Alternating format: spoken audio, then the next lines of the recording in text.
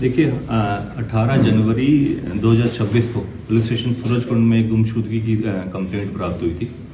उस कंप्लेंट के ऊपर काम करते हुए आमतौर पर जो इलाका क्षेत्र है, अलग अलग गुमशुदगी की हमारे पास कंप्लेंट्स आती रहती हैं और उसके मद्देनज़र हमारी कैट की टीम जो है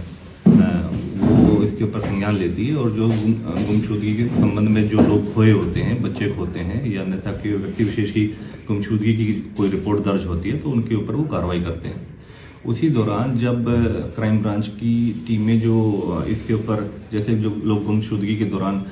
इंफॉर्मेशन प्राप्त होती हैं और काफ़ी ऐसी समय पर जो डेड बॉडीज़ भी इलाके के अंदर अलग अलग पुलिस स्टेशन के जुरिस्डिक्शन में जो प्राप्त होती हैं, जानकारियां प्राप्त होती हैं, उनके ऊपर जो हमारी मर्डर हेड के ऊपर काम करती है क्राइम ब्रांच, हमारी DLF जिसके इंचार्ज रमेश हैं, वो इसके ऊपर गहनता से इनकी जाँच करते रहते हैं। तो इसी दौरान जब 18 जनवरी 2026 को सूरजकुंड पुलिस स्टेशन में गुमशुदगी की रिपोर्ट प्राप्त हुई, उसके ऊपर संज्ञान लेते हुए हमारी जो क्राइम ब्रांच और कैट की टीमें हैं उन्होंने उस एक जानकारी हासिल करी जिसमें पता चला कि 1 दिसंबर 2026 को मेवला महाराजपुर के पास रेलवे ट्रैक के ऊपर एक डेड बॉडी की सूचना प्राप्त हुई थी जिसका फेस काफ़ी डिस्टॉर्टेड था और उसकी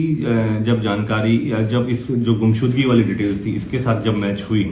तो काफ़ी तौर पर ये संज्ञान में आया कि कहीं ना कहीं ये वही डेड बॉडी है जिसके बारे में गुमशुदगी रिपोर्ट प्राप्त हुई है सूरजकुंड में।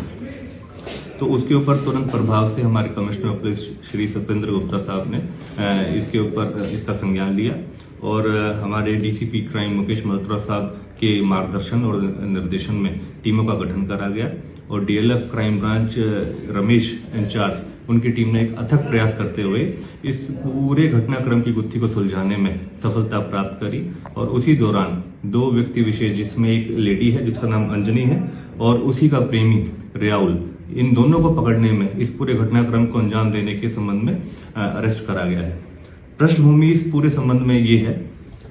कि जो अंजनी है वो जो मृतक जो डेड बॉडी हमें 1 दिसंबर को प्राप्त हुई थी रेलवे ट्रैक के ऊपर, उसकी वाइफ है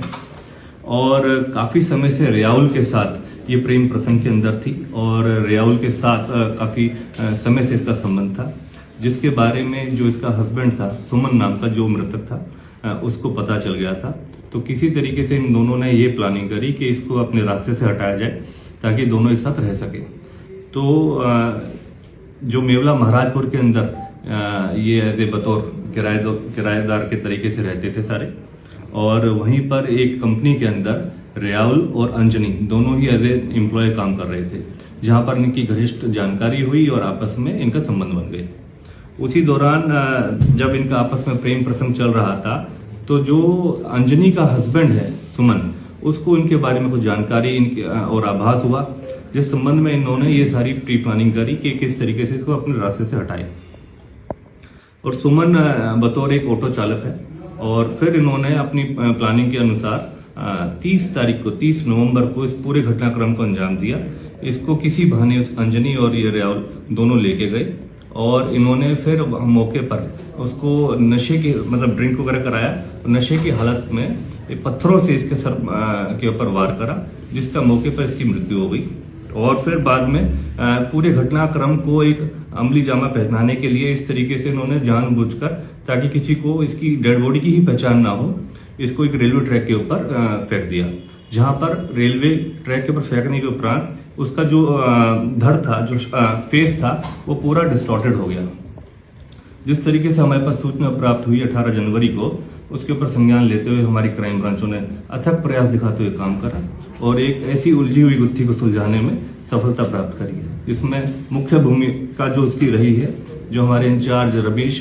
जो प्रभारी हैं अपने DLF क्राइम ब्रांच के और उनकी टीमों ने अथक प्रयास दिखाते हुए सफलता प्राप्त करी इसमें। तो सर, जो मृतक की पत्नी है और रियाउल जो उसका प्रेमी है आरोपी जिसे बताया गया, इनके आपस में किस तरीके कहाँ कॉन्टेक्ट बने, किस तरीके से? देखिए, मेवला महाराजपुर के अंदर ही दोनों एक कंपनी के अंदर बतौर एम्प्लॉय काम करते हैं